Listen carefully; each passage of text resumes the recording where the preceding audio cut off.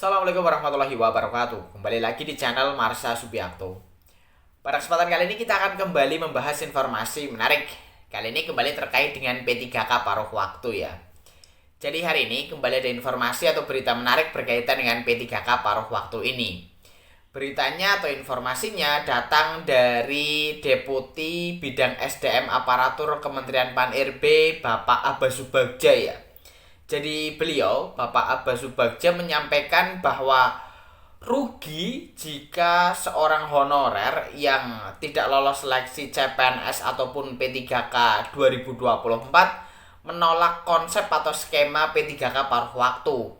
Karena skema P3K paruh waktu ini dibuat untuk mengakomodir para honorer atau tenaga non ASN yang masuk dalam database BKN tetapi gagal pada seleksi CPNS maupun P3K. Jadi skema P3K paruh waktu ini sifatnya hanya sementara gitu ya. Mungkin teman-teman sudah tahu lah ya, bahwasannya nanti jika instansi atau mungkin pemerintah daerah gitu ya sudah memiliki cukup anggaran untuk menggaji P3K, para P3K paruh waktu ini secara bertahap akan diangkat menjadi P3K penuh waktu. Sehingga teman-teman rugi jika menolak konsep P3K paruh waktu. Karena jika menolak, teman-teman ya kemungkinan akan di PHK atau diberhentikan. Karena ini adalah sifatnya sementara dan untuk mengakomodir agar teman-teman honorer tidak diberhentikan atau di PHK. Dan untuk lebih jelasnya terkait dengan pernyataan dari Bapak Abbas Subagja, langsung saja berikut ini informasinya.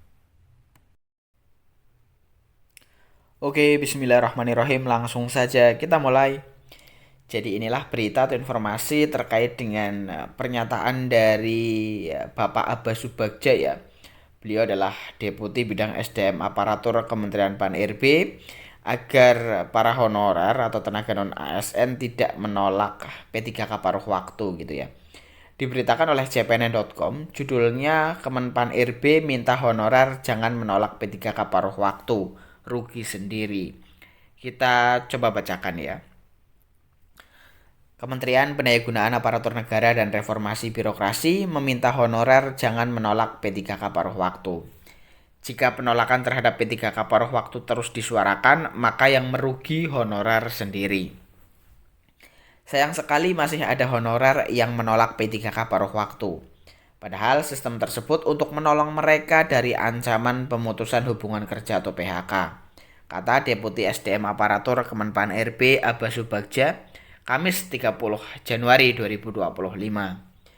Dia menegaskan, P3K paruh waktu merupakan solusi jangka pendek untuk menyelamatkan honorer. Sebab sesuai amanat Undang-Undang 20 tahun 2023 tentang aparatur sipil negara, hanya ada PNS dan P3K. Nah, lanjutnya, P3K paruh waktu ini sifatnya hanya sementara. Para honorer yang sudah mengikuti seleksi P3K 2024 tahap 1 dan 2, tetapi tidak tersedia formasinya, maka dialihkan menjadi P3K paruh waktu. Honorer yang diangkat menjadi P3K paruh waktu jangan kecewa, karena ketika anggaran sudah tersedia, Pemda bisa mengusulkan kepada Menpan RB untuk diangkat P3K tanpa seleksi lagi bebernya. Senada itu, Kepala Badan Kepegawaian Negara Zudan Arif harusnya ini ya mengungkapkan para honorer database PKN yang terkendala atau tidak tertampung dalam pendaftaran seleksi P3K 2024 akan dialihkan dalam kebijakan P3K paruh waktu sesuai dengan Kemenpan RB 16 tahun 2025. Keputusan ini mengatur tentang skema P3K paruh waktu termasuk soal penghasilan dan status. Kebijakan P3K paruh waktu diambil sebagai langkah pemerintah dalam penyelesaian dan penataan honorer, pemenuhan kebutuhan ASN di lingkungan instansi pemerintah. Lalu, memperjelas status pegawai non-ASN, serta peningkatan kualitas pelayanan publik dalam mendukung kelancaran pelaksanaan tugas dan pelayanan kepada masyarakat. Adapun kriteria pegawai non-ASN yang memenuhi syarat P3K paruh waktu dalam keputusan ini meliputi honorer database PKN yang telah mengikuti seleksi CPNS 2024 tetapi tidak lulus, atau telah mengikuti seluruh tahapan seleksi P3K 2024 hanya tidak dapat mengisi lowongan kebutuhan. Dalam hal jabatan P3K paruh waktu dilaksanakan untuk memenuhi sejumlah kebutuhan jabatan seperti guru dan tenaga kependidikan, tenaga kesehatan, tenaga teknis. Kemudian pengelola umum operasional, operator layanan operasional, pengelola layanan operasional, dan penata layanan operasional.